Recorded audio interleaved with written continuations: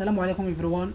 My name is Youssef HAMMOU and our research is about teaching pronunciation, supervised by Mr.Youssef TAMER.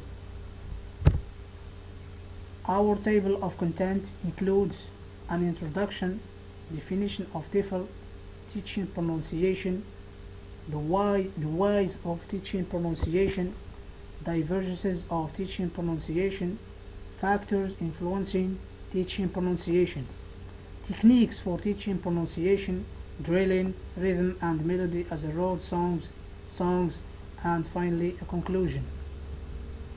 My presentation will focus mainly on the whys of teaching pronunciation, why teachers neglect teaching pronunciation, why pronunciation is important to learn, and why students have a bad pronunciation. Also, divergences in teaching pronunciation, which includes the perfect age to teach pronunciation, the differences between teaching pronunciation to adults and to young learners. Finally, success in pronunciation. Firstly, I'm going to start with why teachers neglect teaching pronunciation.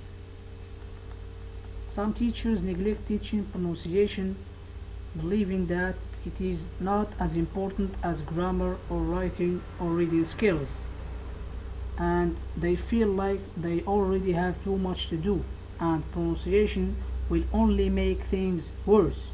Yet, pronunciation is and should be as an essential element in acquiring the language, despite some teachers find it difficult to teach because of its method, which gives less emphasis on grammatical rules and more on obtaining native-like pronunciation and fluency. So, from this point, we can say that pronunciation is important as any other element in language acquiring, and it should not be neglected. Moving to the why pronunciation is important to learn. Since the basic goal of mastering any language is to communicate, then pronunciation would not be any different from other elements such as grammar, writing or reading. And in order to emphasize on why pronunciation is important to learn, I got an anecdote about a situation of poor pronunciation of a man returning from a vacation in the United States of America. Says, I quote, "Whenever I spoke to a person in the United States, they kept asking me, what, what?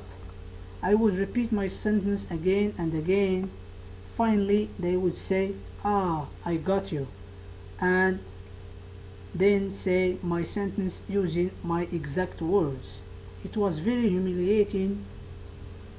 My words and grammar were good, but nobody would understand what I am saying just because of my pronunciation." End of the quote.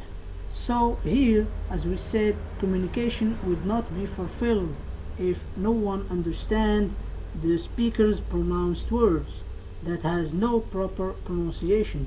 So good pronunciation can be a great deal of help in communication situations, or just the other way around, as we saw earlier. That's why pronunciation is important and essential in learning any language in order to make the learning process complete and successful for the learner. Moving to why students have bad pronunciation. Many students think they can communicate in English well when they converse with their teacher or colleagues.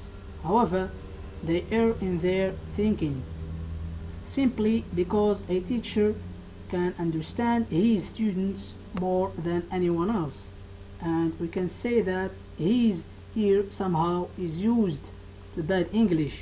Also, we can say that those students, along with their colleagues, have the same pronunciation patterns.